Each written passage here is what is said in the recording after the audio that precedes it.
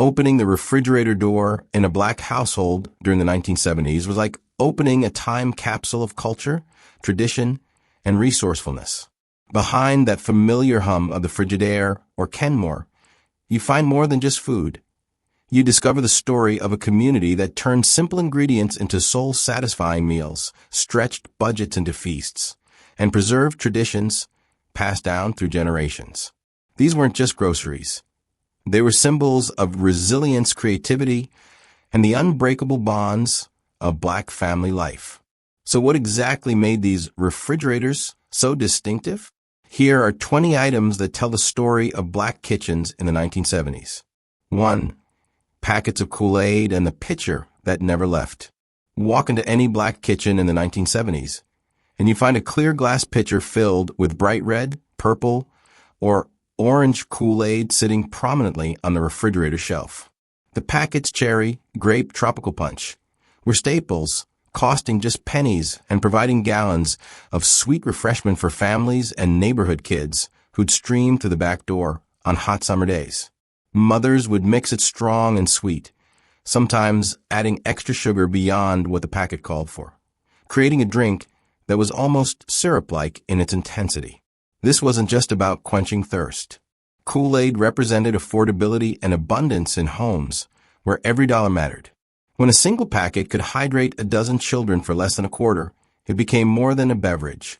It became a symbol of Black mothers' ability to stretch resources and still provide.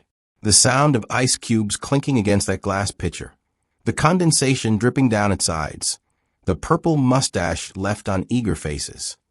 These sensory memories remain etched in the minds of anyone who grew up in these homes. The ritual of making Kool-Aid was communal too.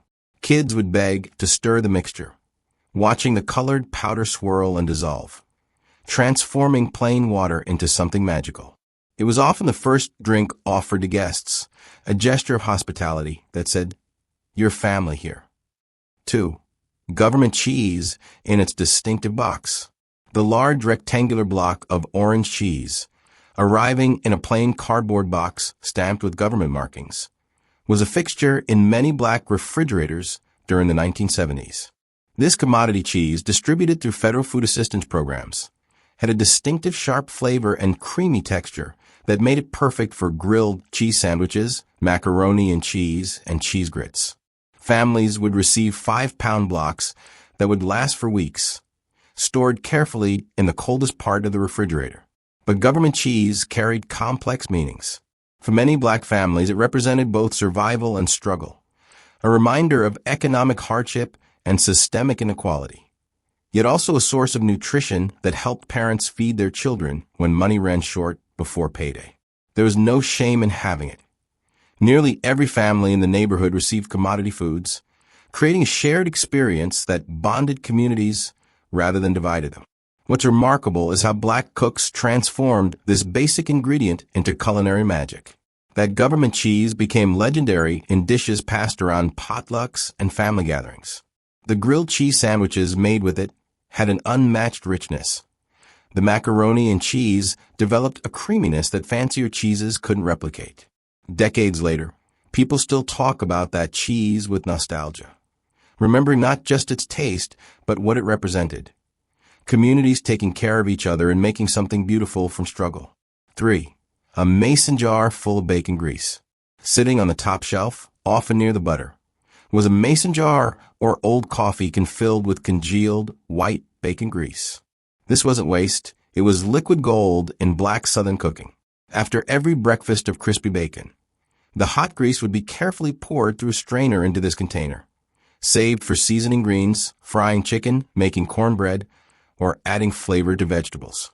The jar would gradually fill over weeks, each layer representing another family breakfast, another Sunday morning. This practice connected 1970s Black families directly to their Southern roots and the wisdom of ancestors who wasted nothing.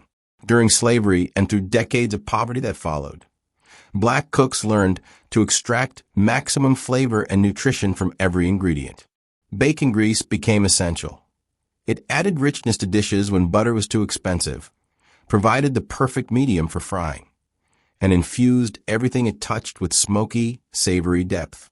The ritual of saving bacon grease was passed from grandmother to mother to daughter, a culinary tradition that carried cultural memory. Children learned early not to throw away that grease, watching as it was strained and stored, understanding implicitly that resourcefulness was survival. Even families who'd achieved financial stability continued the practice, not from necessity, but from respect for tradition and the understanding that some cooking methods simply couldn't be replicated without it. For sweet tea in a glass pitcher. Right next to the Kool-Aid, you'd find another glass pitcher. This one filled with sweet iced tea so sugary it could make your teeth ache. Black families in the 1970s, particularly those with Southern connections, treated sweet tea as a necessity rather than a luxury. It would be brewed strong with Lipton or Louisiana tea bags, sweetened with cups of sugar while still hot, then cooled and served over ice throughout the day and night. The pitcher was rarely empty. As soon as it ran low, someone would brew another batch. Sweet tea was more than refreshment. It was hospitality incarnate. When guests arrived, sweet tea was offered immediately, before food, before conversation got deep. It appeared at every gathering. Church dinners, family reunions, backyard barbecues, impromptu porch visits. The act of pouring someone a glass of sweet tea was a gesture that said, "Sit down, stay a while, you're welcome here." Children learned to brew it correctly as a rite of passage, understanding the precise ratio of tea to sugar to water that each household preferred. The drink connected Black families to Southern heritage even if they'd migrated north during the Great Migration. Making sweet tea was keeping tradition alive, maintaining a link to grandparents who'd made it the same way in Mississippi or Alabama or Georgia. That pitcher of tea represented continuity, cultural pride, and the unbreakable bonds of Black Southern identity. 5. Hot sauce collection, Louisiana, Texas Pete, Tabasco. Open any Black family's refrigerator in the 1970s and you'd find not one but multiple bottles of hot sauce lined up in the door. Louisiana hot sauce with its distinctive red and yellow label, Texas Pete in its familiar bottle, Tabasco for those who liked it extra spicy. These weren't condiments. They were essential ingredients. Hot sauce went on eggs, fried fish, collard greens, chitlins, po' boys, and just about anything else that could benefit from a spicy kick. Some family members would shake it on before even tasting their food, a ritual as automatic as breathing. The presence of multiple hot sauce brands reflected individual preferences within families. Daddy might prefer Texas Pete on his grits, Mama swore by Louisiana for her greens, and the teenagers would dare each other to try Tabasco straight from the bottle. These bottles would get used down to the last drop, then replaced immediately. Running out of hot sauce was almost unthinkable, like running out of salt or pepper. Hot sauce carried cultural significance beyond flavor. It connected Black families to Louisiana Creole cooking, to Caribbean influences, to African culinary traditions that favored bold, spicy flavors. Using hot sauce was expressing cultural identity, adding heat and complexity to simple ingredients the same way Black communities had always found ways to add richness and depth to American life despite constraints and limitations. 6. Leftover greens in a covered pot. You'd almost always find a pot of leftover collard, mustard, or turnip greens sitting on a refrigerator shelf, covered with aluminum foil or a lid. These weren't greens from last night's dinner. They were from Sunday's big meal, made in massive quantities to last through the week. The pot liquor at the bottom, that rich, dark liquid flavored with ham hocks or smoked turkey, was considered just as valuable as the greens themselves, perfect for dunking cornbread or cooking rice. Greens held special significance in Black food culture. They connected families to African ancestors who brought knowledge of cultivating and preparing leafy vegetables, to enslaved cooks who transformed discarded pot greens into nutritious dishes, to sharecroppers who'd grown them in small gardens. By the 1970s, greens appeared at every important meal: Sunday dinners, New Year's celebrations for prosperity, church homecomings, family reunions. Making them was an act of cultural preservation. Those leftover greens often tasted better with each passing day as flavors deepened and melded. Family members would sneak forkfuls straight from the pot during midnight refrigerator raids, or heat up a small bowl for a quick lunch.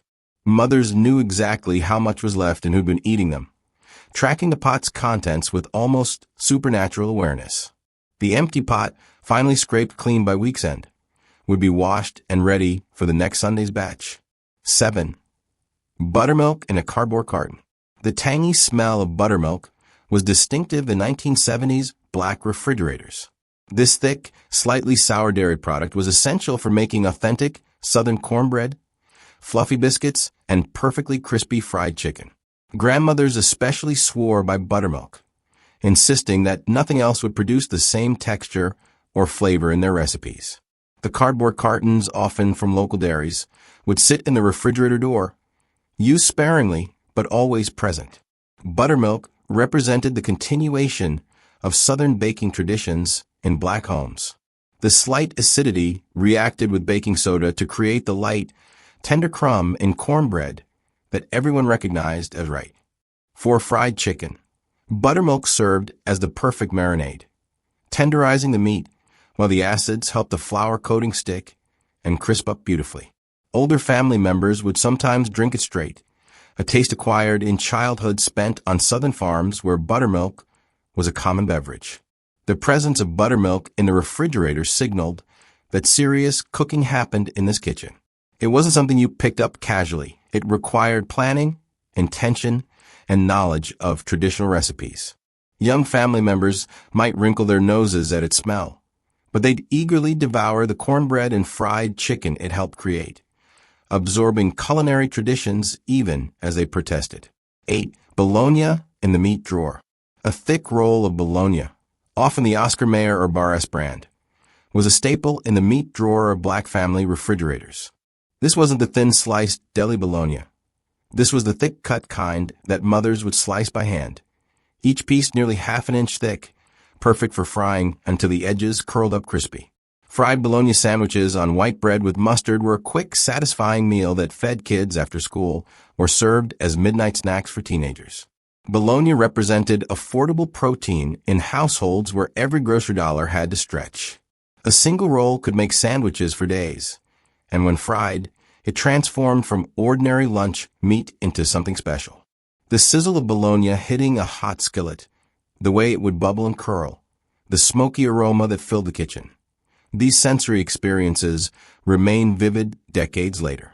Some families would score the bologna in an X pattern before frying to prevent too much curling, a technique passed down and perfected. Beyond practicality, bologna sandwiches carried emotional weight. They were comfort food, the meal a tired mother could make in minutes when she came home exhausted from work. They were what kids made themselves when they were first learning to cook. They represented the creative ways black families made do, turning inexpensive ingredients into meals that satisfied both stomach and soul. 9. Pitcher of homemade lemonade. Alongside the Kool-Aid and sweet tea, many black refrigerators held a pitcher of homemade lemonade, not the powdered kind, but real lemonade made from actual lemons, sugar, and water. This was especially common in late spring and summer when lemons were affordable and the weather demanded cold, tart refreshment. Family members would take turns squeezing lemons using a handheld juicer, adding sugar until it was sweet tart and perfectly balanced, then diluting with cold water and ice. Homemade lemonade was often reserved for special occasions or weekend treats, a step up from everyday Kool-Aid. It appeared at backyard barbecues, church picnics, and family gatherings, served from large glass pitchers that showed off its pale yellow color. The real lemon flavor, with bits of pulp floating at the top, tasted completely different from artificial lemon drinks, fresher, more complex, more special. Making lemonade together was often a family activity. Children would compete to see who could squeeze the most lemons, learning to roll them firmly on the counter first to release more juice. The tartness that made faces pucker, the way sugar transformed sourness into something delightful. These were lessons about cooking and chemistry and transformation. That pitcher of lemonade represented not just a drink, but time spent together, hands-on participation in family rituals. 10. Neck bones waiting to be cooked. In the meat section, you'd frequently find a package of pork neck bones, sometimes already cleaned and ready for cooking. other times still needing preparation. These bony, meaty pieces were inexpensive but flavor-packed, perfect for slow cooking with beans, adding to greens, or making rich, savory broths. Neck bones appeared in traditional dishes that stretched back generations, connecting 1970s families to ancestors who'd learned to extract maximum flavor and nutrition from every part of the animal. Neck bones represented the continued tradition of eating high on the hog. The ironic phrase black communities used for eating well despite having access only to less desirable cuts of meat. What enslaved cooks and poor Southern families had transformed into culinary traditions. 1970s black families continued to prepare with pride and skill. Neck bones simmered for hours would create falling apart tender meat and rich, gelatinous broth that made any dish special. The smell of neck bones cooking, often with onions, garlic, and spices, would fill the house for hours, building anticipation for dinner. Children would check the pot repeatedly, impatient for the moment when Mama declared them finally tender enough. These dishes weren't just meals. They were cultural statements, declarations that black families would continue honoring the foodways that had sustained them through hardship and carried them into better times. 11. Miracle Whip or salad dressing. The beige and blue jar of Kraft Miracle Whip held a place of honor in most black refrigerators, often preferred over regular mayonnaise for its tangy sweet flavor. This salad dressing went into potato salad, coleslaw, deviled eggs, and countless sandwiches. Black cooks often had strong opinions about Miracle Whip versus mayonnaise, with many insisting that Miracle Whip made superior potato salad, the signature dish of every black family gathering. Potato salad made with Miracle Whip, hard-boiled eggs, mustard, relish, and paprika was serious business in black communities. Families guarded their exact recipes, adjusting proportions to create their unique version. Church ladies competed implicitly at potlucks, each confident their potato salad was best. The debate about whose grandmother made the best potato salad could last hours, with family loyalty running deep. That jar of Miracle Whip represented more than a condiment. It was a key ingredient in dishes that brought people together. When someone asked you to bring a dish to a gathering, potato salad or coleslaw made with Miracle Whip was a safe, appreciated choice. The familiar jar sitting in the refrigerator door meant you were ready to contribute to any impromptu gathering, prepared to participate in the communal eating that was central to black social life. 12. Sunday dinner leftovers wrapped in foil. After the big Sunday dinner, often the most important meal of the week, multiple aluminum foil packages would fill the refrigerator shelves. These contained precious leftovers: fried chicken legs, slices of ham or roast, spoonfuls of mac and cheese, pieces of cornbread, servings of string beans or candied yams. Each package was carefully wrapped, labeled mentally if not physically, and rationed throughout the week for lunches and quick dinners. Sunday dinner was sacred in black households, a tradition rooted in church attendance followed by a feast that brought families together. Mothers and grandmothers would cook for hours, preparing multiple dishes that showcased their culinary skills and fed both family and any guests who'd been invited home from church. The leftovers were planned for, expected, and utilized strategically throughout the week, ensuring that Sunday's effort and expense stretched as far as possible. Those foil-wrapped packages represented more than just convenience. They carried the memory of Sunday afternoon. The whole family gathered around the table. Sunday best clothes protected by napkins, conversations flowing, laughter ringing out. Reheating Sunday's fried chicken on Wednesday wasn't just eating leftovers. It was revisiting that moment of family unity, tasting again the love and care that had gone into preparation. 13. Grape or orange soda bottles. Alongside water and tea, black refrigerators in the 1970s often held bottles of grape or orange soda. Nehi, Crush, Fanta, or Welch's. These weren't everyday drinks but special treats saved for weekend celebrations or when kids had done something worthy of reward. The glass bottles would sit chilling in the refrigerator, their bright purple or orange contents visible through clear glass, tempting but off limits except when permission was granted. Soda represented a small luxury in households where budgets were tight. Unlike Kool-Aid that could be mixed cheaply at home, bottled soda was purchased, transported, and savored. Grape soda, in particular, held special significance in Black communities. Its bold, sweet, artificial grape flavor became culturally associated with Black taste preferences, despite or perhaps because of its artificiality. Offering someone a cold soda from your refrigerator was a gesture of hospitality and celebration. The ritual around soda was specific. It had to be cold, served in a glass with ice if you were being fancy, and drunk slowly to make it last. Children would beg for soda and learn to accept no more often than yes, making the occasions when soda was permitted even more special. That row of soda bottles represented the small joys and treats that punctuated daily life, the little luxuries that families could afford that brought disproportionate happiness. 14. Butter stored in a margarine container. Open what appeared to be a margarine tub and you'd find real butter inside, transferred from its original wrapper for easier spreading. This practice of reusing containers was nearly universal in Black households, driven by both frugality and practicality.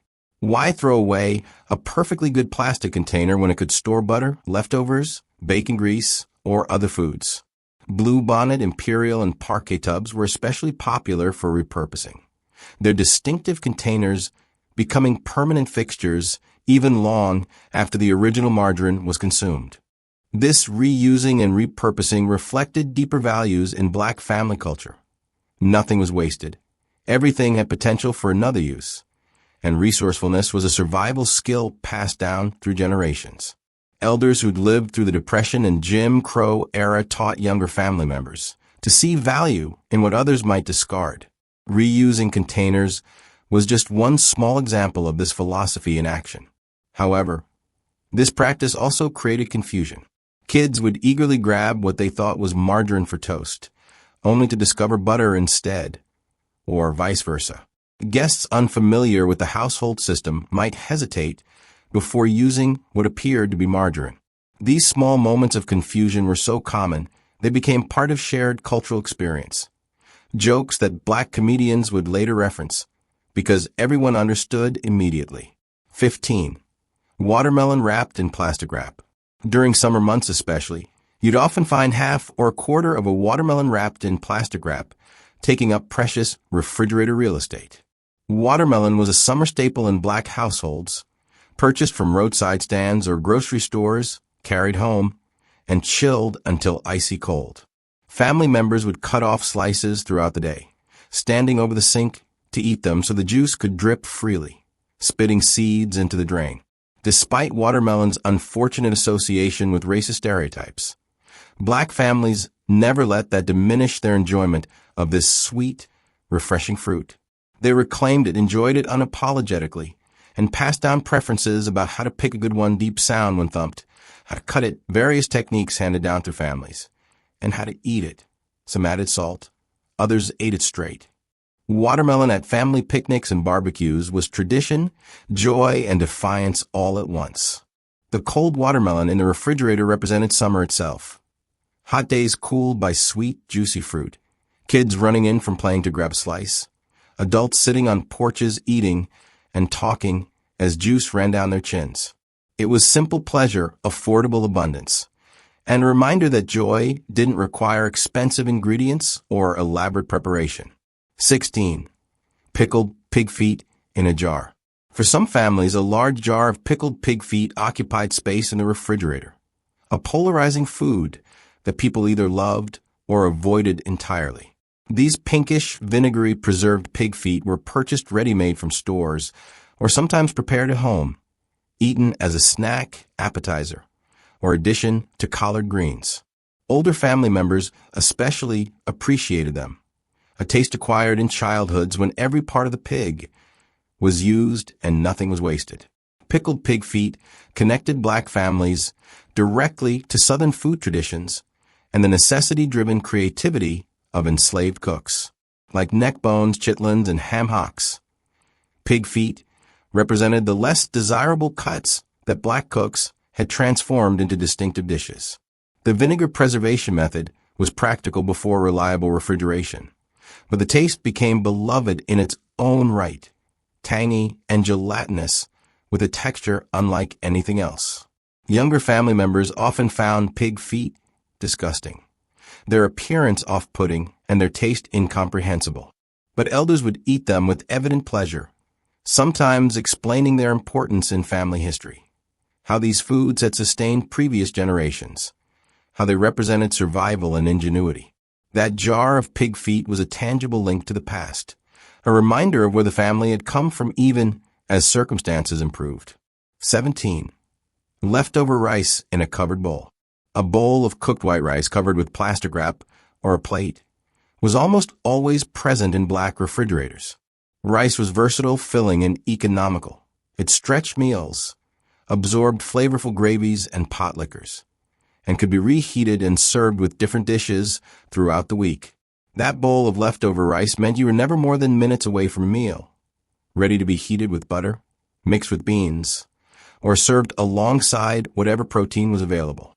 Rice held special significance in black foodways, connecting African American cuisine to West African roots, where rice cultivation was central. The Carolinas rice plantations had relied on West African enslaved people specifically for their expertise in rice growing. Though this knowledge had been exploited, the love of rice persisted in black food culture, appearing in dishes like hop and john, red beans and rice, dirty rice, and countless other preparations. That simple bowl of leftover rice represented culinary flexibility and the wisdom of black cooks who could transform simple ingredients into satisfying meals. Rice could be breakfast with butter and sugar, lunch fried with vegetables, dinner alongside greens and meat, or even dessert, rice pudding. Its presence in the refrigerator was reassurance, proof that even when other food was scarce, there was something to eat.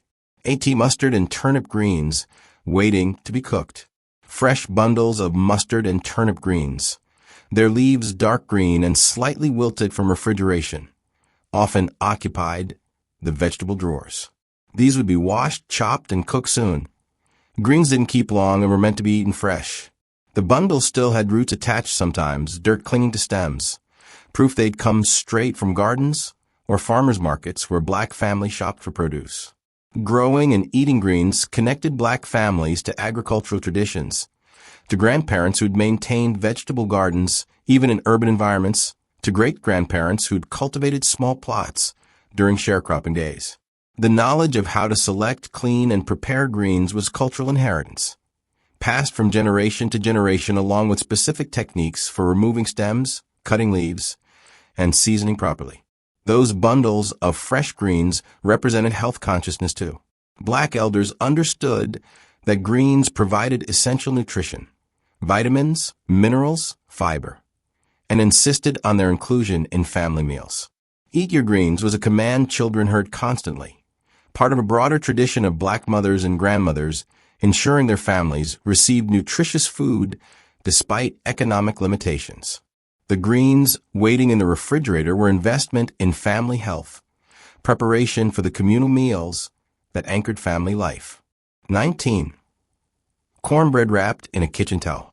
A pan or plate of cornbread wrapped in a clean kitchen towel or covered with aluminum foil often sat in the refrigerator waiting to accompany the next meal. Real Southern cornbread, made with cornmeal, buttermilk, eggs, and baked in a cast iron skillet, was essential with greens, beans, or any dish with pot liquor or gravy for sopping. This wasn't the sweet, cake-like cornbread found in some regions. This was savory, dense, and slightly crumbly, made to be functional as much as delicious. Cornbread recipes were family treasures, each household having their perfect ratio of ingredients and their specific method.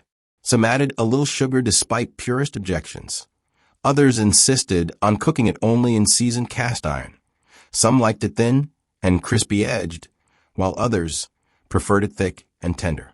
These preferences were debated with the same passion as potato salad recipes, with family members defending their version as the only authentic way. That wrapped cornbread in the refrigerator meant someone had been cooking seriously. Cornbread was almost always made fresh rather than purchased. Its presence indicated traditional Southern cooking was happening in this kitchen, that time-honored methods were being followed, that cultural foodways were being preserved. Reheating a piece of cornbread to eat with reheated greens was recreating the comfort of home cooking even on busy weekday evenings. 20. Fried chicken leftovers in a foil-covered plate. If there was fried chicken leftover, and there often wasn't because it disappeared so quickly, it would be carefully saved on a plate covered with aluminum foil. This fried chicken bore no resemblance to fast food. This was chicken seasoned hours before cooking, dredged in flour seasoned with family secret spice combinations, fried in cast iron with careful temperature control until the coating was mahogany brown and shatteringly crisp. Leftover fried chicken was precious, often claimed immediately by family members for lunch the next day. Fried chicken held almost sacred status in Black food culture. It appeared at every significant gathering: Sunday dinners, church homecomings, family reunions, celebrations of all kinds. The ability to fry chicken perfectly was a source of pride for Black cooks, a skill developed over years of practice and passed down through careful instruction. Each family had their method, their seasoning blend, their specific timing and technique. Those pieces of leftover fried chicken in the refrigerator represented culinary mastery and cultural continuity. Eating cold fried chicken straight from the refrigerator was its own pleasure. The coating still crisp, the meat still juicy. The flavors somehow even more concentrated.